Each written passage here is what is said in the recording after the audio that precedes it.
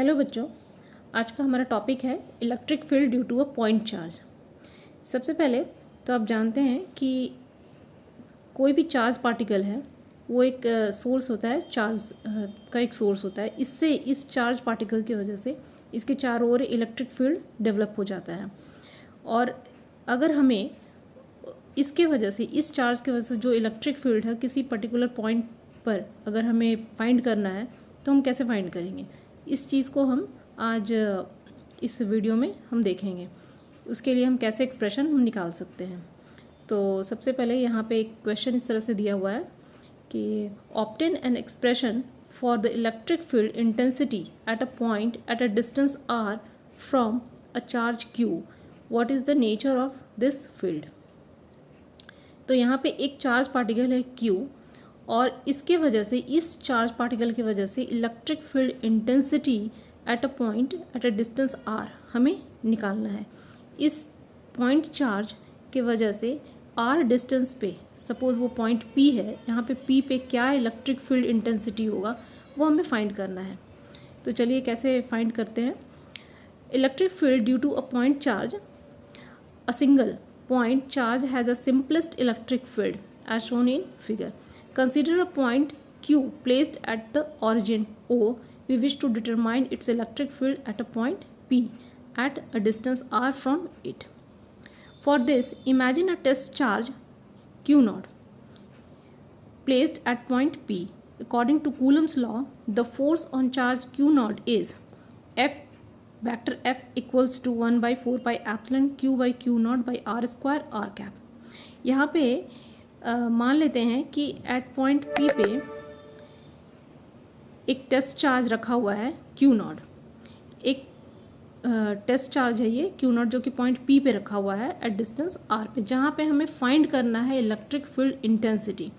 तो हम पहले पढ़ चुके हैं कूलम्स लॉ।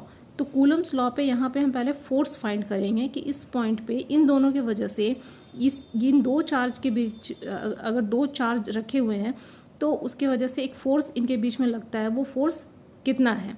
तो वो फोर्स जो है हम लिखेंगे 1/4 pi epsilon Q by Q naught by R square R cap. तो ये कूलम्स लॉ से हम यहाँ पे लिख सकते हैं। ये है force where r is the unit vector in the direction Q to Q naught. R cap जो है वो डायरेक्शन दिखा रहा है कि फोर्स का डायरेक्शन वो Q नॉट की तरफ होगा।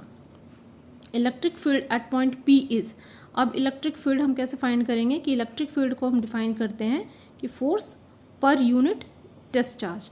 जो टेस्ट चार्ज रखा हुआ है उसे हम जब फोर्स से डिवाइड करेंगे तो हमारे पास आ जाएगा इलेक्ट्रिक फील्ड। तो यहाँ पे फोर्स है, फोर्स की जगह पे ये एक्सप्रेशन हम लिख देंगे 1/4 pi epsilon Q naught by R square R cap, और उसको डिवाइड करेंगे Q नॉट से। तो यहाँ पे Q नॉट जो है कैंसिल होकर के हमारे पास इलेक्ट्रिक फील्ड के लिए ये एक्सप्रेशन आ गया। कुल मिलाकर के जो फोर्स का एक्सप्रेशन है उसमें से अगर हम Q नॉट को हम हटा देते हैं तो वो इलेक्ट्रिक फील्ड बन जाता है। तो magnitude of the field E is E equals to 1/4 pi epsilon Q by R square. तो मैग्नीट्यूड इसका, अगर डायरेक्शन को हम छोड़ देते हैं तो मैग्नीट्यूड इलेक्ट्रिक फील्ड का वो बन जाएगा 1/4 pi epsilon dot Q by r square.